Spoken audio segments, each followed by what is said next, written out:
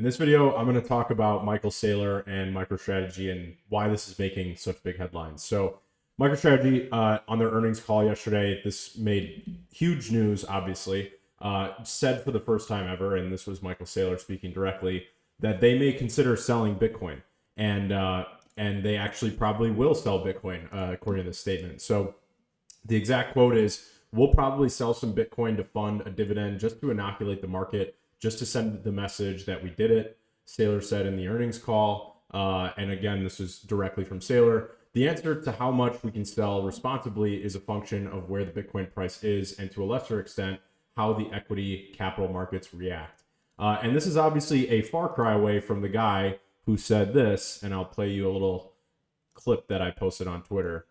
"And I promise not to sell the Bitcoin. And so we're in the business of not selling Bitcoin. We got very good at it. We have a PhD in HODLing, and I promise not to sell the Bitcoin." So yeah, obviously a much a much different stance than what has been said over the years by Michael Saylor and MicroStrategy. I actually don't find this super surprising, nor do I find it all that concerning. Like, I think a lot of people are extremely concerned about this, and I don't find it to be that concerning. At some point, everybody should have known that they have to sell some amount of Bitcoin, right? They either have to take profits or they have to pay dividends. And I think really what people should be surprised at is only that it's happening this soon, or perhaps that it's happening this late if you're more of a negative take on MicroStrategy and Michael Saylor. But I think the fact that they're doing it was inevitable. And what I think is probably going to happen, and this is actually a tweet that Michael Saylor put out earlier today, was that he basically just said, "Buy more Bitcoin than you sell." So what I think is going to happen, this is my prediction, they're going to sell some amount of Bitcoin just to prove to investors that they can sell some Bitcoin in order to pay dividend yield.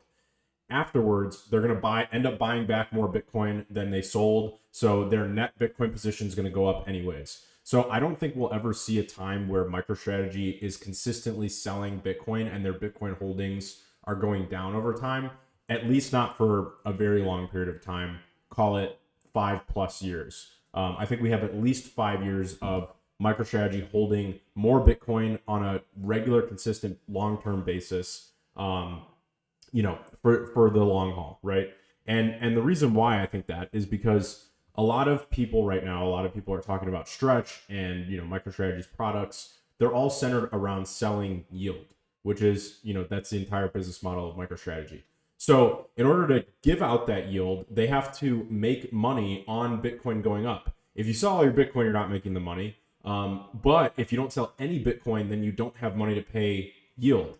And the Ponzi scheme, people that call it a Ponzi scheme, the Ponzi scheme kind of conspiracy theorists all just call it a Ponzi scheme because currently the yield is being paid by new issuance. So they're issuing MicroStrategy stock, they're issuing Stretch and all the other different products that they have, and they're using that yield to pay previous investors. So that kind of makes it a Ponzi scheme in the eyes of a lot of people.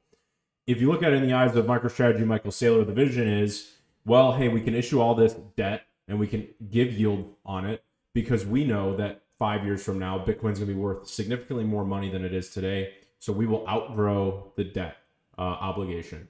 And that, I think, is actually a pretty decent strategy. If you believe in Bitcoin, then it's not a bad strategy. And I like the way that they describe it, where they talk about this as being, and Michael Saylor talks about this, they're effectively extracting the yield or the volatility out of Bitcoin and selling it to investors as a fixed income product. I actually think that's a great idea. The question is, can they build long enough, big enough, to the point where they can't be taken down? And by taken down, I mean if enough investors run for the exit, they're going to have a problem buying more Bitcoin. However, this is where a lot of people go wrong. They have no obligation to actually sell their Bitcoin in the near term. So the only obligation they have right now to sell any Bitcoin is really to just more prove confidence to the market that they will sell Bitcoin if they need to. And I think that that's the huge point that people need to get here, is that what they're going to signal to the market is, hey, buy Stretch and you will get these dividends, and you can be confident that you're going to continue to get these dividends Because if it comes down to it, we're going to sell Bitcoin to give you your dividends. And I think that's what they're going for in this market.